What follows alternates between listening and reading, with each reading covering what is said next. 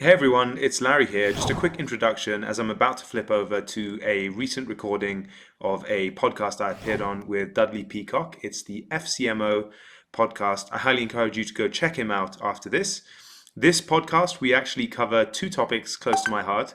One is how to reach a very, very hard to pin down B2B audience. So if you've ever struggled as a marketer using traditional marketing channels or digital marketing channels that other marketing managers seem to be getting success with, but you're just finding that your audience is incredibly difficult to punch through all the noise and get a hold of and actually prove that as a marketer you have a role in whatever company you're in. I think this will be very enlightening.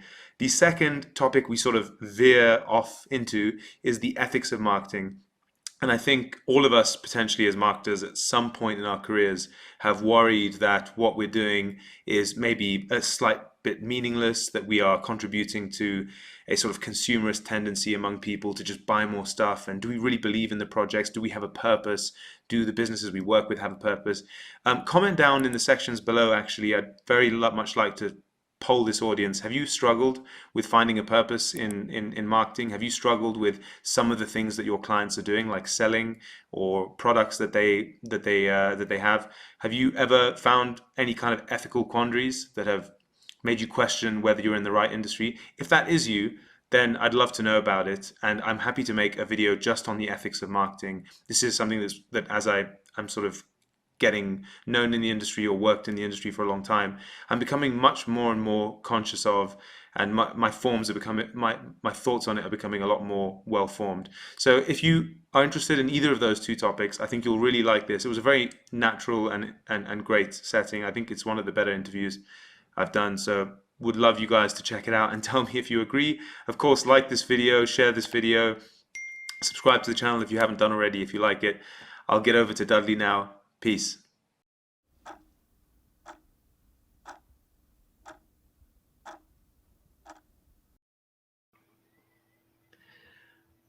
right, excellent. Okay, welcome everyone to another episode of 100 Days and Beyond, and also the Fractional CMO Marketing Leadership podcast.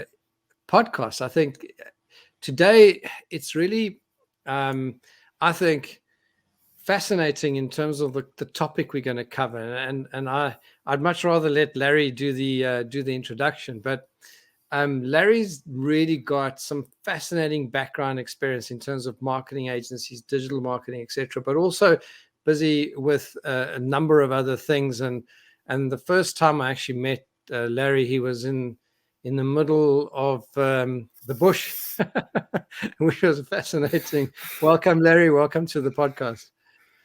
Thank you, Dudley. Nice to be here. I'm so glad you could join us today, and you're looking all smart and all that. So thank you very much for doing that.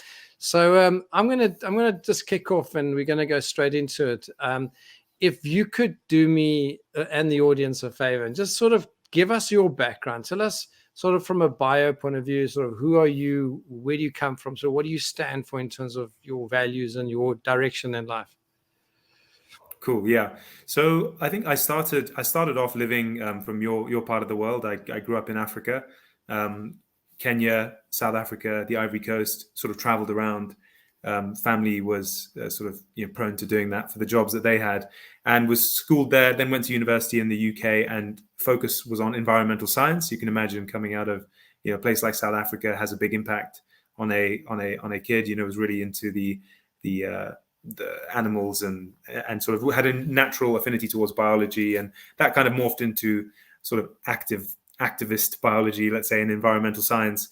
And then went to Oxford, did philosophy there, continued sort of thinking about these topics in a deeper way. Was always very interested in science fiction, so was always interested in the future, the possibility of humanity, the different things that we could achieve as a species. And the different kind of existential threats that we have also by the same token. And so basically from there, got really into insect farming. It was a new industry at the time. Wanted to get involved in entomology, actually, because I thought that we can maybe get into that in the course of the interview, maybe at some point.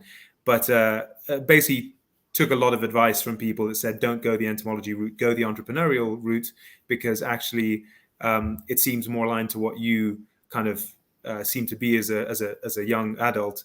And there are entomologists that need people with that in the future to do things. And so I sort of took that advice. Looking back on it, I ended up doing that.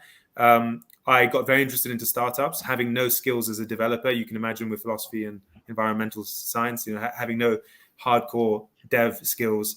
But I seem to be able to, connect dots between people and things. And so that sort of lent me towards the sales and marketing side of things.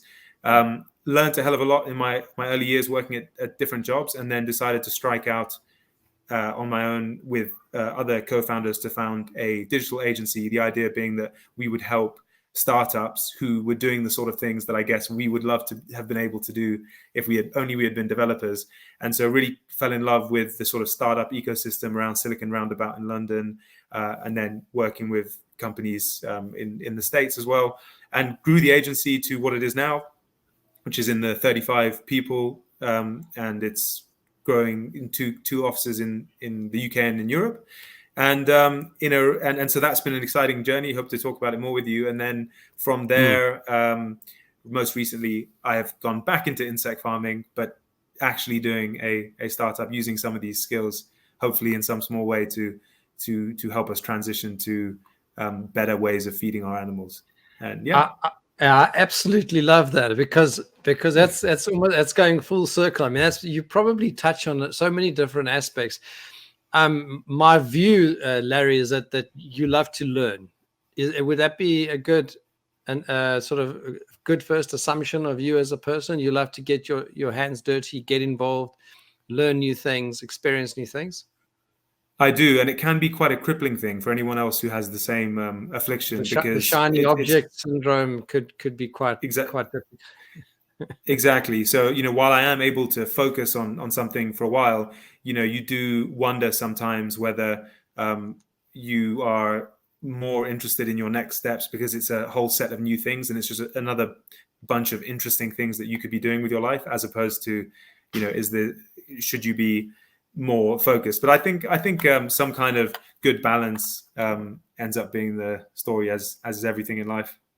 As is everything in life, exactly. Yeah. And I love the when I looked at your LinkedIn profile, but also just having a chat to you when you were standing there in Kenya. I think you were close to your farm, your insect farm there. That's right, eh? That's right. So when I look at that and I see from the digital marketing side of things, how you managed to work on and build an agency when a 35-person agency is not insignificant. I mean, that's quite difficult to go through sort of a 1-man and a 2-man and a 3-man show to 35 people to growing it out and building a customer base.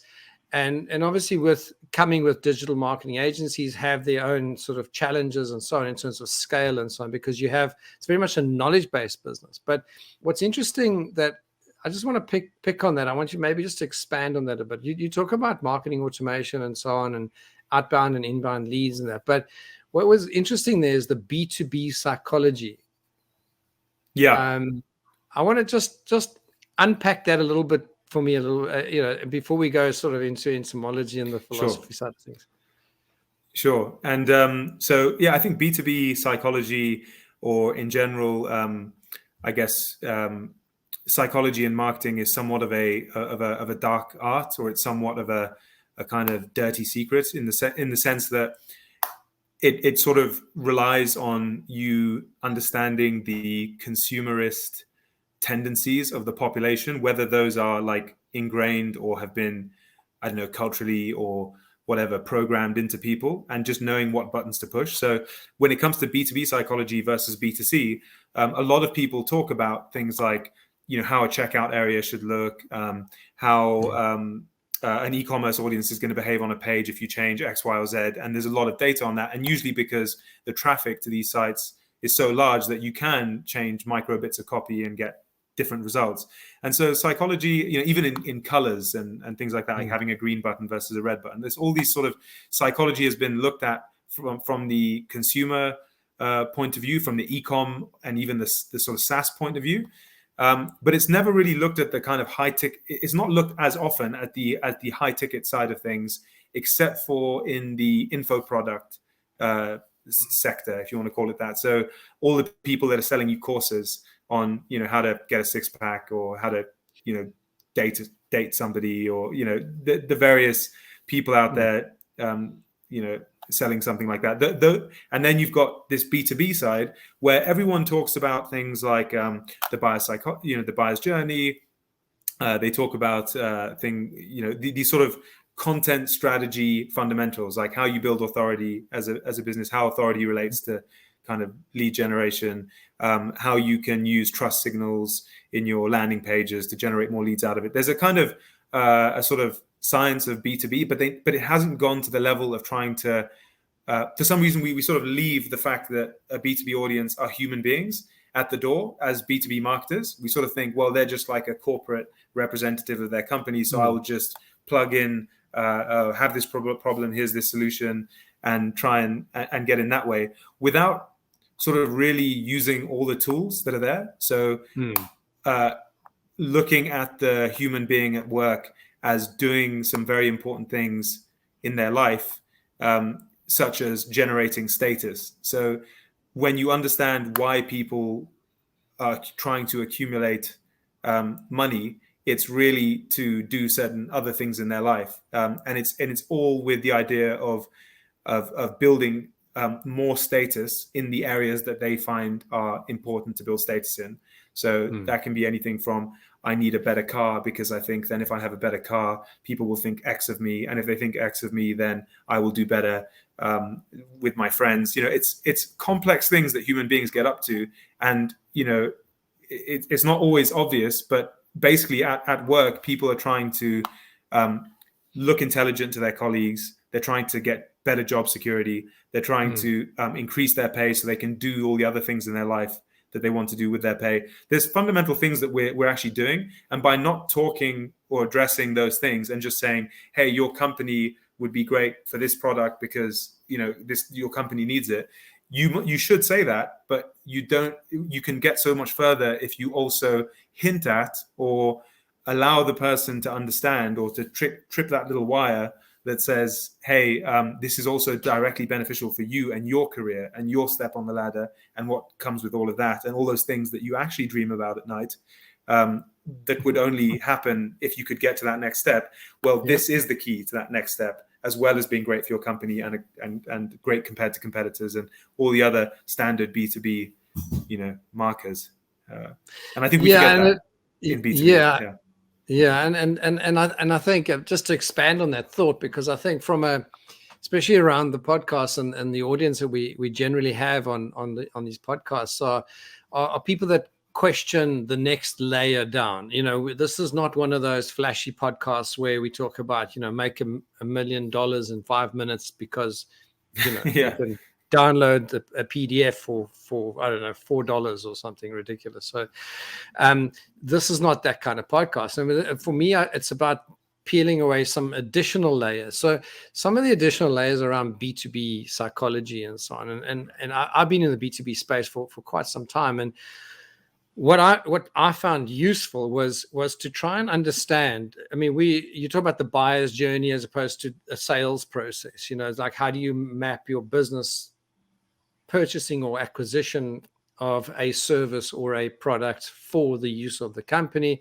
The bigger the company, the more complex, the more authorizers you have, the more decision makers you have, the more influencers you have, and the more probably ego and other things you have at play. And then also the dynamics within the organization also come to play. So there's so many different things. But what I try to do, and maybe I need your sort of view on this, is what I try to do with the B2B space is to try and map when you are engaging with B2B clients. And often these are bigger ticket sales. I'm talking about big ticket software sales or big ticket sort of equipment or something like that, or a refurb of a factory, or even, like these big power stations, they need, maintenance schedules and things like that. So these are big service or big product-based sales.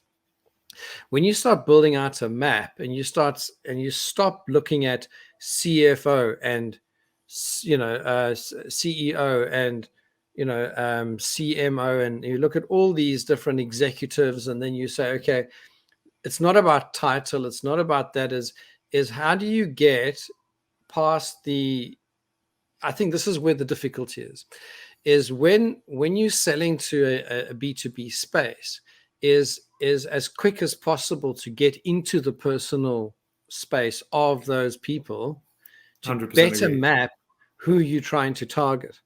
And I think that where the difficulty is, a lot of companies make this mistake, is where, I mean, I could think of a few software vendors that do this. So they go and they try and build this brand because it is the sort of, again, the credibility. And I think you talk about that authority and so on, but it's not necessarily the authority that makes the person make the final buying decision or triggers that buying decision process or the influence of it.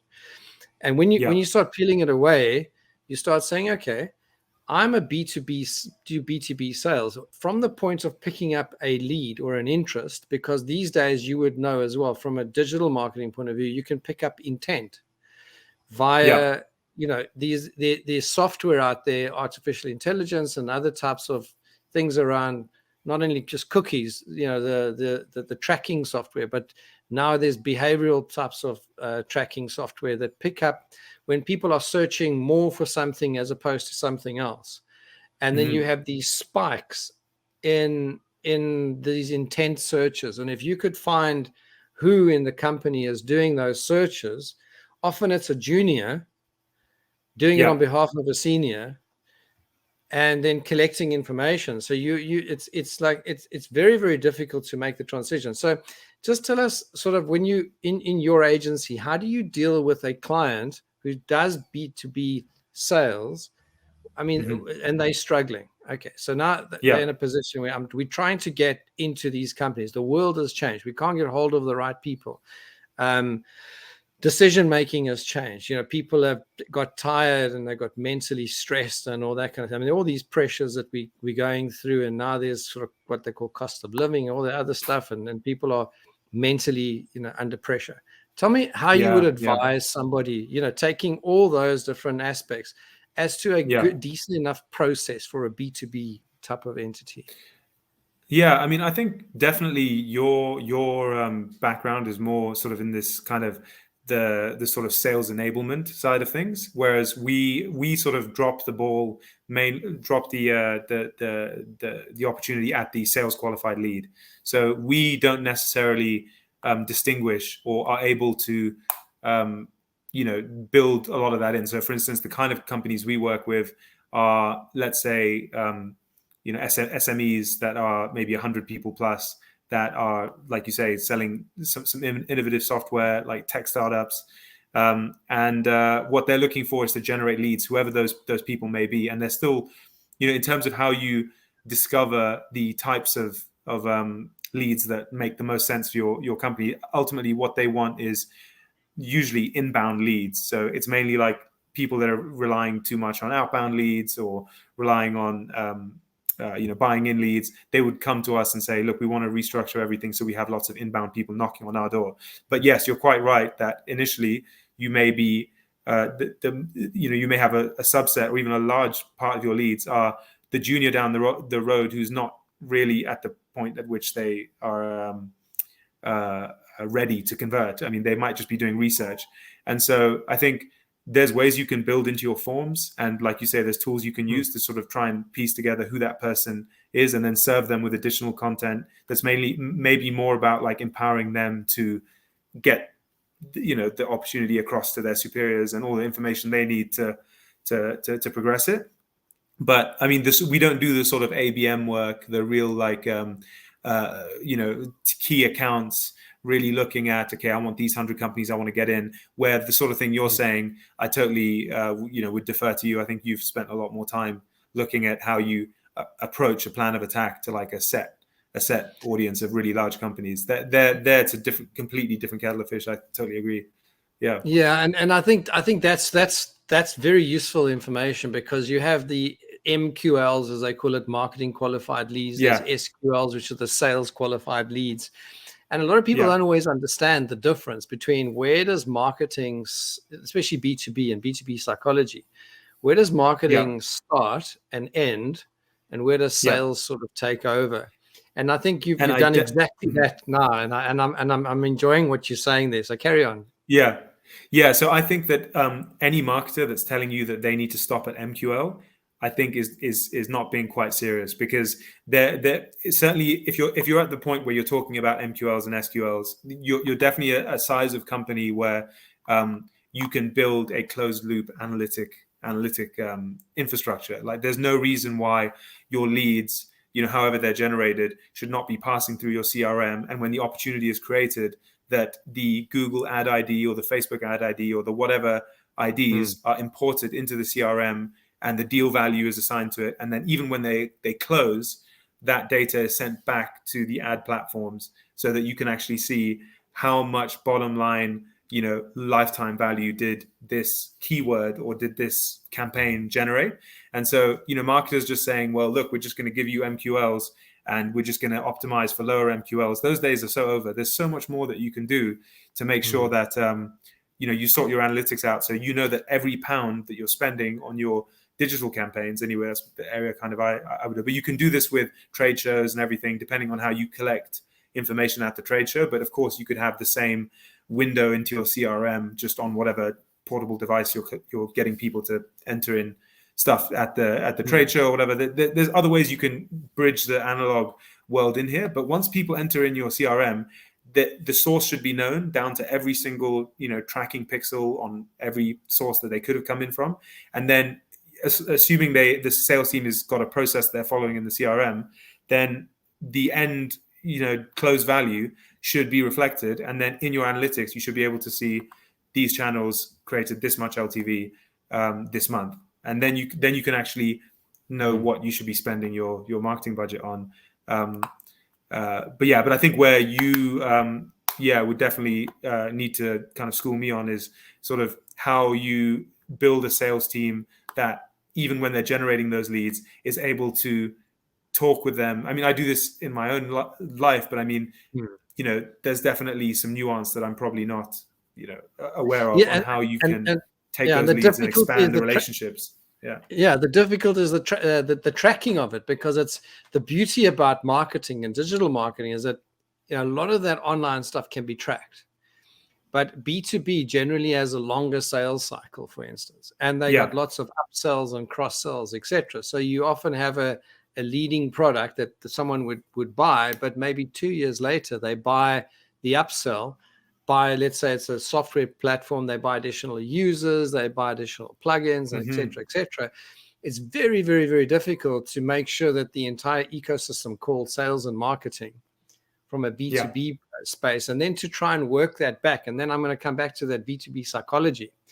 It's Mm-hmm. it's at what point, and I'm thinking, and I think this is probably where a lot of your background probably comes in quite useful, is being able to potentially go back and say, let's go and look at the entire journey that the customer had, from even the lost deals, find out why they Yeah. lost, find out why they didn't happen, because we know it's a numbers game, and it's a Yeah. 1 in 3 or 1 in 5 or 1 in 10. I don't know, depending on how competitive the market is, but understanding the lost deals versus won deals, and then why were they won, why were they lost, and feeding that back into your personas and your ideal customer profiles, so that you can better run your marketing campaigns and your lead generation campaigns, and the language and that you use on the websites.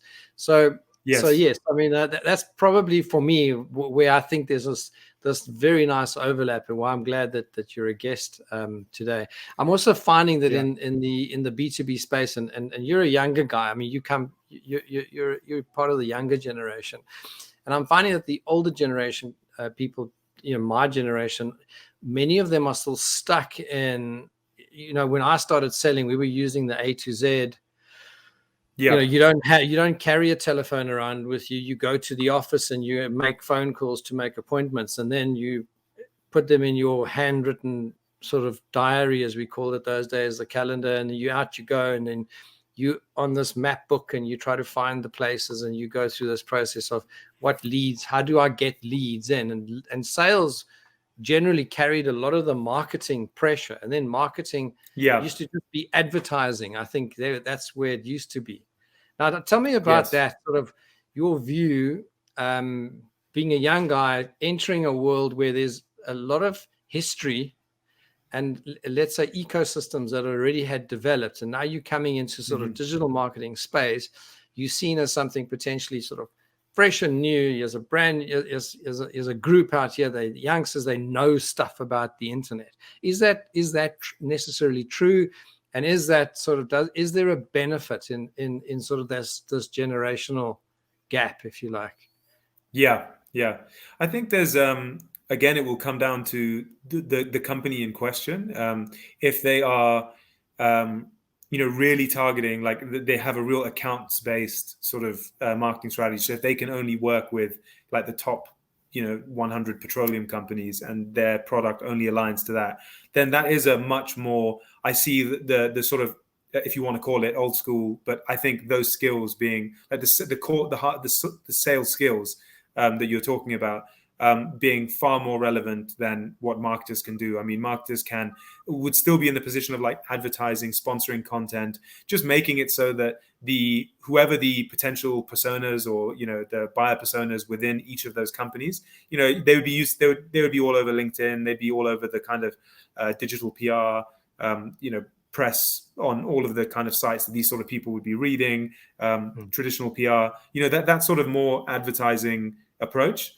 Sending knickknacks or interesting toys to people's desks, and they're like, what is this? Or sending them letters. There's all sorts of techniques that I still think have a lot of value for that hard to reach, constantly bothered audience.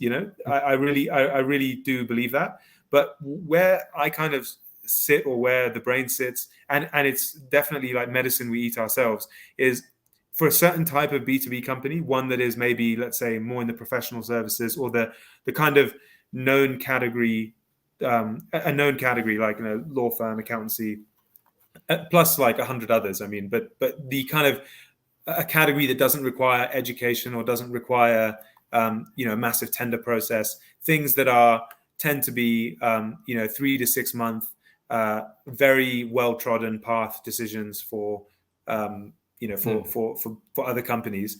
There you can build an entire strategy of just pure inbound lead gen, and you don't actually even need to hire salespeople. You hire essentially account managers who in your walk of life or in the past would have absolutely sunk. If they tried to do a single outbound call, they would fold immediately. They just would have no hope in doing that. But you can then, rather than hiring those people, you can generate an entire inbound ecosystem where you just wake up every morning and there's just meetings filling in your calendar, and you never touch the system. It just all comes into the calendar, whether that is sponsored content funnel going into a HubSpot nurturing funnel, going into a book a time to speak, a call to action at the end, or it's a Google ads, or it's a search engine optimization. Whatever the way is, you can set those up so that it's completely hands free. And what you're doing at that point, with some good degree of tweaking until you've got it right, you're just having people. It's not really a sale at that point. If you've built your brand well enough and the roots in the inbound roots in, you're mainly just sort of almost you're doing a criteria fit. You're just sort of evaluating the client as to whether they fit what you do. And so you basically have account managers who come to scheduled calls and are basically looking for reasons not to work with the person, like looking how to fit them into what you want to do and how you can scale your company. And that's a much easier, and it's the situation at the brains. Like we have, it's just, you know what I mean? It's more that you're actually looking for reasons why you don't want to deviate. You have your certain core services, you have your like 2-year strategy, and you know what you want to be doing more of, what types of companies you want to work with, and you're looking for like a client agency fit, and kind of going through a list of questions. And the person on the other side is not expecting you to prove that you know anything about marketing. Like they've already been through the funnel, like they're already at the door because they've already been sort of convinced. They're now looking for a quote. They're now looking to sort of compare. They're at the bottom of the funnel already. So you've kind of, the funnel has sort of just done all that for itself. So I think there's two different things there. If we're talking strictly B2B, there's companies that get to do the latter, and then the ones that really are going after a niche audience. The kind of skills that you're talking about from maybe an older generation, far more applicable. And I think a lot of people in the younger generation actually can't do that anymore. They I don't know what it is. They just seem maybe a bit too. This is a super generalization, obviously, but I feel like there was a bit of a more hard-nosed, more take it on the chin. Every no gets you closer to a yes type of mentality. Maybe in the past, now everyone expects the internet to just serve up, opportunities, and to, everyone sort of has a right to. You've got a right to leads. You're not going to have to go and make your own leads. I've got a right to a lead. That sort of thing. I love that. Yeah, and I asked you specifically, and you answered absolutely perfectly, because it's exactly that. And this qualification process, and I think the companies that get it right know who they are, they know what they stand for, and they have products and services that are configured for a repeatable process or a repeatable sort of operational procedure that delivers better results, because you can repeat it in such a fashion that you know where all the pitfalls are, because you've been through it a number of times. I think the difficulty is where companies, I mean, even digital marketing agencies, I think we touched on that when we spoke previously. Digital marketing made this mistake sometimes and are digging try and ourselves be out of too it. customized. They try too many, like, oh, today I've got a dentist, and tomorrow I've got, I don't know, a mechanic, and then an architect, and then a this and a that. And what I love about the way that things have gone, and yes, you're probably right, from a sales point of view, it's probably less aggressive, and probably more about, more about sort of taking a softer approach, if you like. I'm not sure if that's the right way to say, because these days you've got to be very careful what you say. But I think if you look at that whole dynamic, for me, is the better companies now today are the ones that are able to set up a repeatable framework within a narrow space. And when you're generating leads, your pipeline and the actual sales process, your landing page and your sales funnels and all that, lead the person on that path, because that is what they resonate with. Those are the results that they want, and those are the results that as a company you can deliver. So tell us a bit about that journey, because I found that fascinating when we spoke, because you had gone through that learning curve of, I think, trying to be what we used to call all things to all men, to then narrowing that focus. Tell us a bit about that journey. How did you sort of get through that? Yeah, so we started in 2015, and I'd say it sort of took us probably 3 years to learn that lesson. So almost half of the time the agency was, looking back on it now, a lot of time. You don't want to say wasted, because I guess you wouldn't have learned those lessons anyway. But it would be lovely to have just not had to learn the lessons, and just start out with it, with the info sort of intuited. But so we started out trying to go full service, because it's kind of the temptation is there when you're a smaller company, which is you don't have a reputation yet. So you're sitting there thinking, I have a lead, whatever that lead wants. You're not thinking about it in terms of, does this fit who I am? You're thinking about it as in, I'm desperate for business because I've hired a bunch of people, and I probably shouldn't, because I'm a new company owner, and I thought the good times would always last. And now I'm faced with, having to let people go unless I can get work in. Can I sort of jam some square pegs into round holes? And that is, I think, that's a real thing that happens. I mean, it would be great if everyone could, have the benefit of, like, I don't know, I guess actually working in the industry before. I'd never worked in the marketing industry, well, not very long before I started. But, I think a much more sensible route to starting an agency would have been do 5 years in an agency, see all these problems, listen to, this program, listen to Dudley Peacock actually talk to you about these frameworks, and then go out and build, like just execute, we'd probably be just as far along. So we've almost had sort of client-sponsored education for 3 years, which would have been, probably better for all parties involved if we just turned up now with the information we had. How much you have to sort of feel the pain. I'm one of those people that has to feel the pain. I have to feel that the stove is hot before, even if you tell me 100 times, I've got to first just confirm it and just touch it with my hand before I get it into my head that it's a real thing. And so I think, I think it's just the way it goes. The temptation is always to just take whatever the client is saying. Well, I mean, you got bills to pay, don't you? Yeah. I mean, you got bills to pay. You also are excited as well. I mean, there's also a level of passion and interest because you might not have tackled this particular issue before, this project or this type of clients, and it's sort of the shiny thing. And it's like, oh, that sounds like a good idea. I'm going to tackle this. This is my new client, and you're all happy about it. And then a month, 3 months later, the client's all upset with you, or you are unhappy because you're being pulled in this direction. You need to go there. Very interesting. But one of the podcasts I did some time back, I spoke a bit about the hero's journey. That standard sort of human journey where you have that that call to action, and then the fall, and then the climbing out of the hole, and having mentors and all that along the way, or the Yoda or Luke Skywalker and so on. And then, by the time you're out of this big pit, you're better off, and you're a better person, and you've had not just an external but an internal transformation. I mean, I see that story all the time, and I think it's a good thing. I don't think anything that's easily won, and there's the shortcut, and that's why people try and avoid the tough journey. And I think you're actually worse off for it. And I think even younger generations, and this is again probably just a generalization, but younger generations are often more cotton wool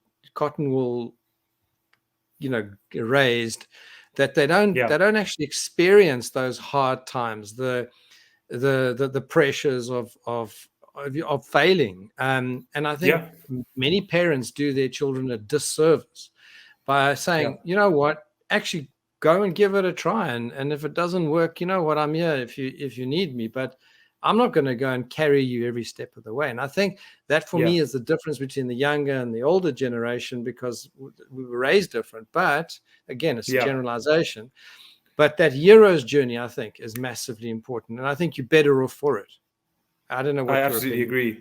I absolutely agree. And I completely see what you're saying with the kind of younger generations of which I'm a part. I mean, I don't know what it was about maybe my folks, but they were, I was up to a lot of things that I shouldn't have been as a child, and they didn't seem to really care. I think, but I think it's this sort of like precious child syndrome where, because birth rates have been declining, all across Europe, and this is quite a tangent, but it's that people are having less kids per family, and so the less of a thing that you have, the more precious you are about, like, oh well, nothing bad can happen to this, because it's so expensive to have a child now, and it's with real wages have not increased in line with inflation. They sort of what's called paired off in like the 80s or whenever it was, and so people have been getting kind of gradually less resources to even have kids, and then the kids they have, they're like super precious about, and plus a whole bunch of other things that the culture is throwing up. Can I challenge you a bit, because you studied this stuff, and I think it's not tangent. I'm glad we got to this point, because you actually studied a bit of this stuff, and you spoke about the human beings as a species, etc., and this this whole sort of looking at the human race and how everything is developed and so on. And I want your sort of opinion on this, where I think that the standard of living has increased. The wage sort of what people perceive as their wages or salaries, and that the incomes have not gone up, as in relation to, I still think 50 years ago, we didn't have dishwashers. We didn't have washing machines. Well, also social welfare, Dudley. Our social welfare programs are so much more developed now that, yes, you're right, that in a way you're getting a lot of handouts from the state. Yeah. And is Yeah. it really an excuse? And this is a question I've had. Is it really an excuse to have fewer children? Because what happens is it also messes up the lineage. If you look at the bigger, I mean, we've got the Queen passed now, and Yeah. you're looking at them trying to tighten the family and sort of narrow the royal family, if you like, and you start thinking, what are people doing automatically when they are having fewer kids? They creating a scarcity mentality, aren't they? And to a certain extent, it's Mm. like, I don't have enough, therefore. But actually, you know what? You're sitting over the weekends, binging on Netflix, ordering in takeaways. You're doing loads of different things that people up to 100 years ago worked 7 days a week. Was uncommon Yeah. to have a weekend. It was like, it just wasn't a thing. You worked Yeah. 7 days a week. It was just that's just the way it was. Now it's like, Yeah. then I think with the advent of sport and all that, I think 100 or so years ago, then Saturdays became a thing. It's my weekend now. It's Saturday. Then they had to find a way to entertain people on the weekends, and then there was all these sports. But you know more about this stuff than I do. But I just want to sort of throw it out there and tell me what you think in terms of your studies and your experience. Yeah, and I think this is where, sadly, like the sort of being a marketer kind of conflicts with a lot of the kind of values maybe that I have. In a way, it depends on what you're doing the marketing for, right? If you're doing the marketing for a very valuable charity or something that's going to save people loads of money, then you can really get behind it. And of course, when you want to work with clients, you want to do things that map onto what you think is good for the world. You don't want to be selling casino apps, or buy alcohol at 24/7 kind of apps, or what I mean. So you can absolutely align to these things, and marketing can be a powerful tool to help to do a lot of good in the world.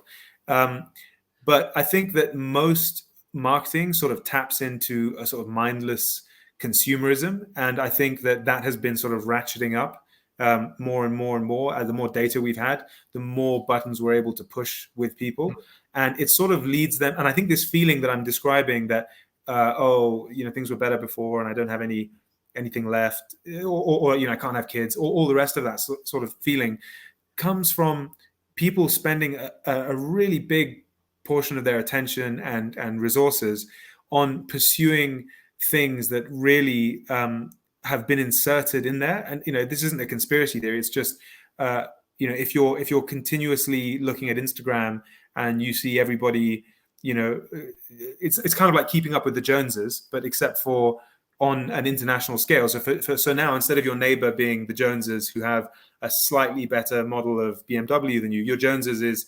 Kim Kardashian jumping out of her Ferrari or something. And so now you're constantly looking out, and then you're then being reinforced with marketers saying, here's this aspirational brand, go and spend all of your money on Nike, go and spend all your money on these holidays and stuff that you just go get into this consumerist trap, and it makes a lot of money for a lot of big companies. So it's a complex thing. I'm not pretending to be some sort of to have all this, any of the solutions, but I definitely agree with what you're saying, that people are sort of different from in the past, wanting things very different. They're wanting very different things out of their weekends, out of their social life, out of their what they're entitled to kind of enjoy, and those entitlements actually cost a lot when it comes down to it. That we're just consuming so much more than we would before. That of course it seems as if there's never any money or resources to do everything, because there's so much resources that need to be spent on getting to the next rung of the ladder, that the ladders, I should say, they're presented to you every day by brands and celebrities. So yeah, it's crazy, and I'm an observer at this stage of this behavior, and I think when people say that they can't afford certain things, I mean, all you have to do is probably just go and have a look at their budget. Do they have to live where they live? Do they have to drive the car, or have the Sky TV package that's got everything on it, and do they have to go down to the pub every night, kind of, or whatever it is, whatever they do, they don't have to. In years ago, those things weren't even available. But you're right. So this is where marketing often conflicts with what I think is human basic human needs. And I think we've way surpassed sort of the basic the Maslow's hierarchy of needs, if you like. And from a marketing point of view, this has also created additional challenges and things to be able to market to people more on an aspirational basis, trying to connect with emotions and trying to be potentially more aspirational than you should. And this is where the ethics start coming in. And I don't want to mention the names, but there are a few people out there that are really riding off the back of this aspirational thing, especially these motivational speakers and so on. I mean, you probably know them, the property gurus, and I've studied them quite extensively. The guys that clap hands and raise hands and shout hoorah and all that kind of thing. And they really I think they're just milking the people out of more time, more focus, more energy, that really, we all have the ability to do things. Just get on with it. And I think that's probably, and I know that sounds very philosophical, but again, it comes back to what you've studied. And now I want to go again into, we can maybe finish off with a conversation, but I want to go into this thing that you're in, this insects and the entomology and so on. So now you marketing, I mean, you've got this real good understanding of humans and human behavior and so on. And now you're getting into insects. I mean, that's probably, it's probably, how does that fit? Just tell us how that fits. Well, I think, I think to do justice to the discipline of marketing, just to round off our conversation is, for me, we talked about all the ways in which it can be used to prey on the kind of aspirations or like consumerist tendencies that people might have, and to, like you say, milk them out of things that everyone, the other person on the other side should know is not appropriate. But ethics be damned, for a lot of people, unfortunately. But ultimately, what marketing should be able to do is, as something that increases the velocity of efficiency in the economy. So, like that. I mean, I've just made that up, but I don't know how to explain it. But it's more like, if there's two companies and one of them genuinely has a better service, or they've done an innovation that allows other companies to benefit and, reduce their margin, like improve their margins by 5%, which then obviously gets taxed and then goes into social services, is of immense benefit to the whole of society, that product or innovation or service or company be the leader of the pack. You would not want them stifled under a massive marketing budget of a multinational who is just weighing down and just rooted in like a big oak and not letting all of these exciting blooming flowers grow. And so I just think that as a marketer, you can come to the marketing world with a real sense of ethics and a real sense of wanting to do something for society, wanting companies that genuinely should be delivering their service, and you can help people with a smaller budget, using creativity, using all those skills to pinpoint and get a beachhead in and push out for the benefit of society at large. And I think that's the thing that drew me to marketing. That I was really into what startups were doing. So I was really involved. I was involved with a bunch of startups before I started the agency, many of which failed. Not me personally, but I joined as like the first employee or whatever for different like delivery startups and green tech startups. It was really fascinating ride, and that's where I discovered I really enjoyed the marketing sales side of things, because I tried my hand at everything, and that's what I love the most. But being in those companies, you really wanted them to do well, and they really had an opportunity to do well. It's just that they didn't have the skills to communicate that and to build the trust needed to unleash this awesome force on the world. And so I thought, if I could learn that skill, and next time I have one of these ideas, maybe myself or I'm with other people doing it, then I would feel confident that we can do it. And so the insect farming thing, the insect farming came from university. I've always wanted to do it. In fact, at the Brains, all of my co-founders know that I was eventually going to do this. I was just basically building enough seed capital to do what I wanted to do, and so I like for my dissertation, I at uni like 12 years ago or whatever, I was with the original guy who started insect farming in South Africa. Actually, he was the first ever person to do it at a commercial scale. It was a company called Agri Protein, and I had a really great interview and did my whole thesis on what they were up to. And I was just like, this makes so much sense, because again, it's about efficiency. It's just, we have all this wasted food and wasted organic material that comes out of like food processing, food warehouses, food logistics, the side of stores, bakery. Just there's so much just organic matter. We waste about a third of the food that we eat. Nothing is done with it. And then at the same time, you have insects who are readily consumed by fish, by chickens, by pigs, monogastric animals. They love insects. In fact, that's what all the pecking is about with chickens. And we're currently feeding them fish meal and soya meal. Fish meal, contributing to the destruction of our oceans. Soy meal contributing to the destruction of our forests, one of the largest ones, and obviously all the CO2 that comes with that. So even if you take the environmental side away, it's like you have insects which multiply at the rate of knots. So they can grow from barely visible to this size, about centimeter and a half and 200 milligrams within 10 days. And you can have these things eat through tons and tons of waste, turning it into fertilizer and protein and fat filled larvae, which you can then sieve the two products apart, and you can dry the larvae and you can grind them into powder, and you can sell them to feed millers and create animal feed products, which are based on insects, which they will happily eat, be much healthier for them, save waste, and it's actually better for their guts, because they naturally fish and chickens and pigs naturally eat insects. They don't naturally go around eating fish or chewing soya.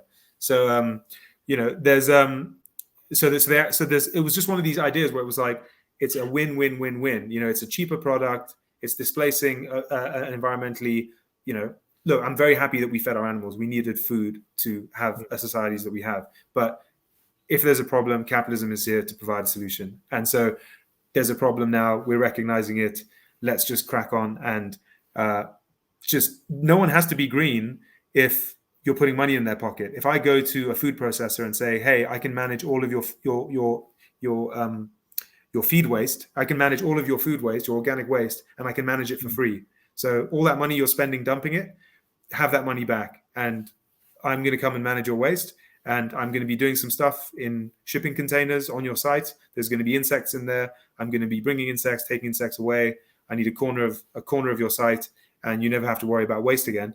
It's sort of like putting money in their pocket. It's making a better feed. It's helping the environment. It's increasing efficiency of waste. It was one of those ideas where I was like, this isn't even a green business. It's just like an efficiency business. And so it just stuck with me, and I wanted to do something in it the whole time, but I had to learn how to be an entrepreneur and go through all these things. And then luckily I met up. I had friends already in the industry because I've been looking at it for a long time, one of which was a phenomenal woman called Andrea, who's been C-suite at two of the largest insect farming companies in the UK. And we decided to pair up, and we're now in the UK and in Kenya. But currently most of our operations are in Kenya, but that's kind of shortly to change.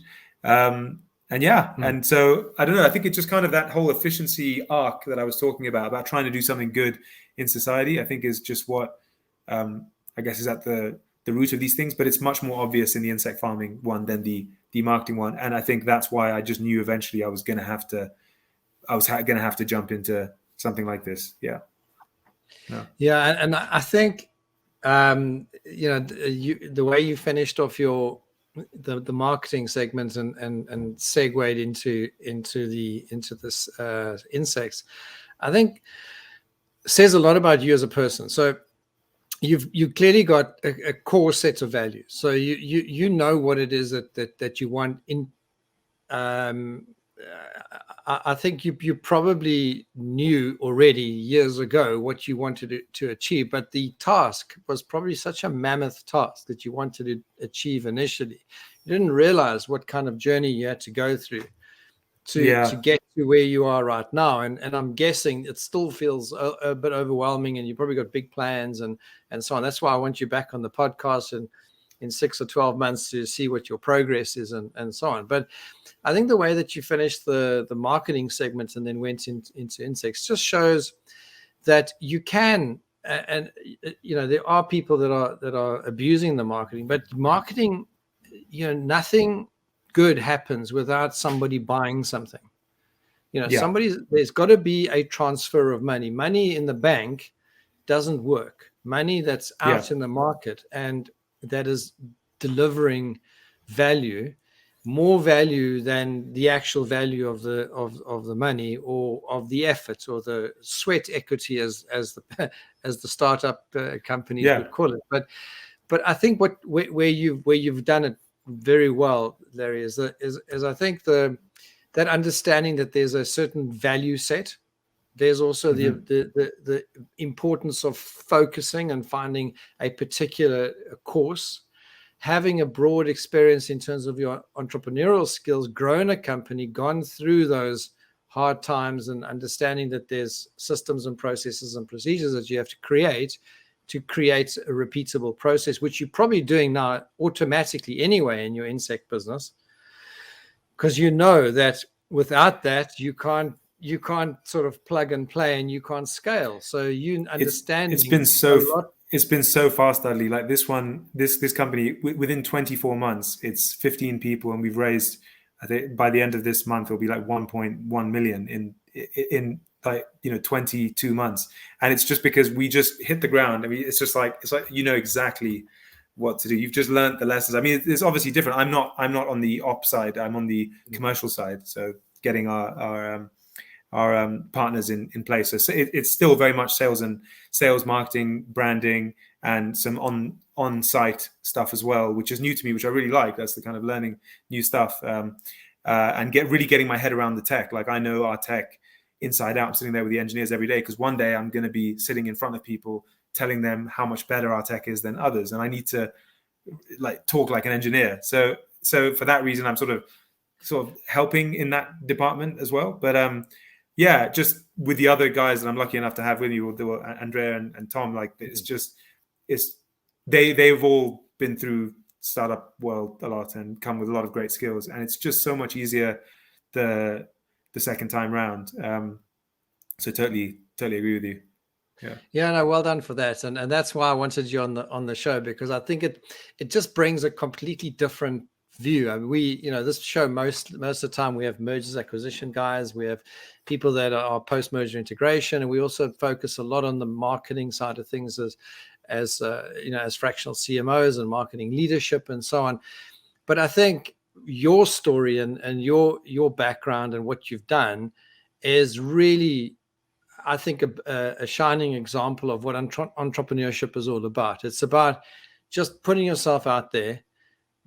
You find something that you're a bit passionate about, you just go for it. I mean, you studied something, you did something different, you built a business, but every time it's not just the scaling of wealth and that you haven't spoken about at all, about making loads of money and sort of like, sailing off into the sunset on a I don't know, whatever, yacht and so on. But you talk about adding value, you talk about you get excited about the stuff that you're busy with.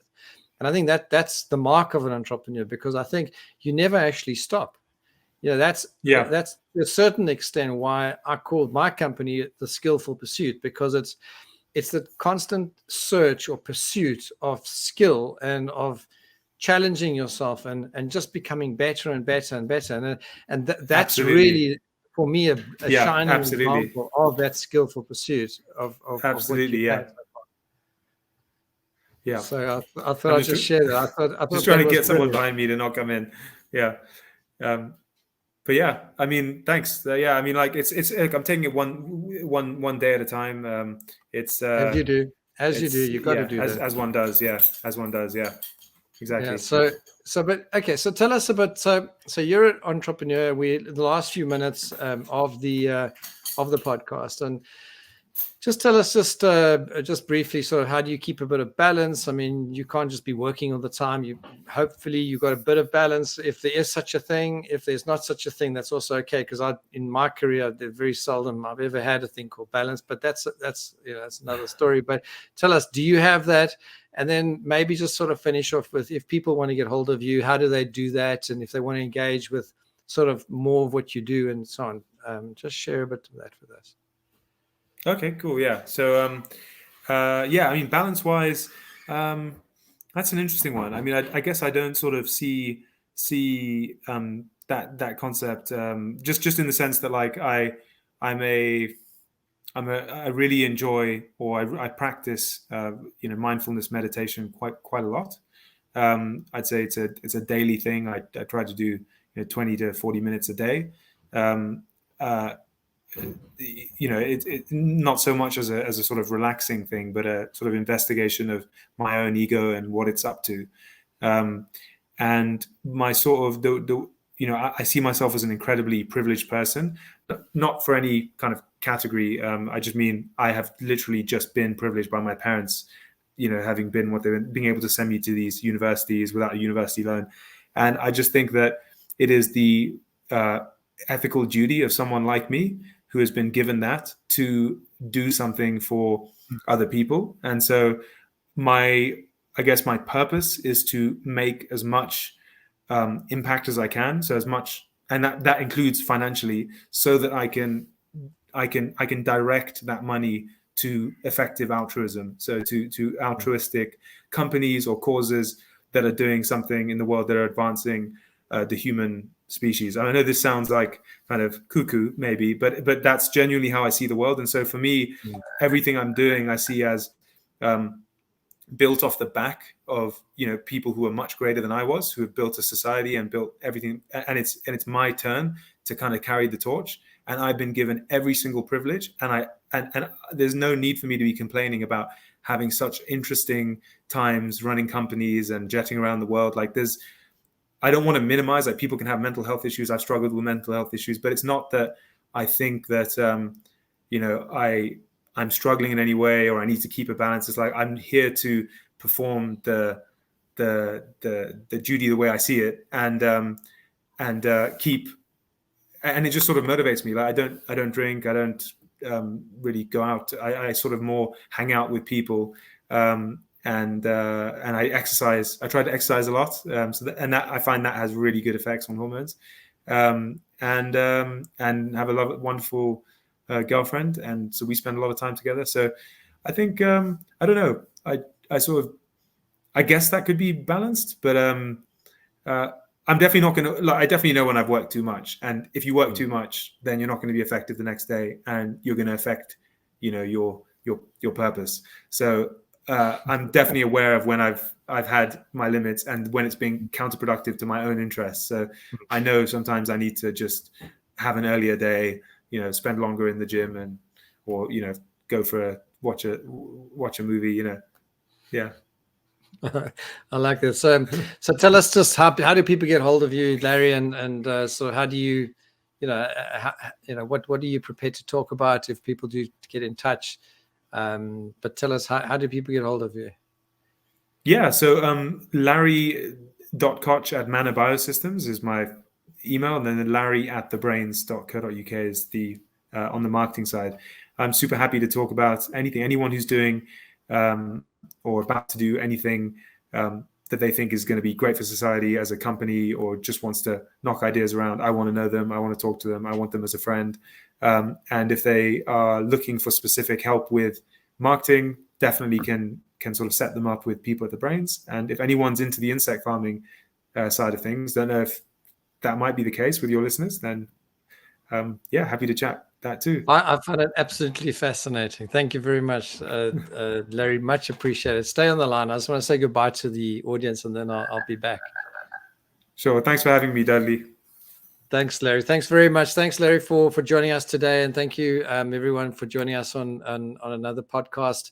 where we did something completely different today. We've actually experienced, I think, the entrepreneurial journey, that special those special people in the world that I think that make the difference, that take on tasks that other people are not willing to, but also having a core set of values.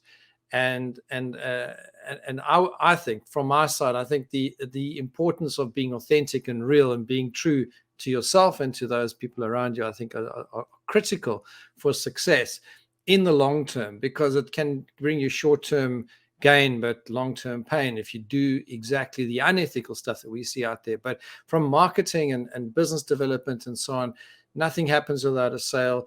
If you do it ethically, you do it properly, and you do it with the right kind of principles, you do it in a fashion that's repeatable and so on, I think there's a lot of scope for growth and for us to be incredibly positive about the future and about where we are right now. And I think we're better off than a lot of our previous generations, regardless of what we think we're going through right now. All the best, everybody. Have a super rest of the week, and we'll catch you on the next podcast. Bye-bye.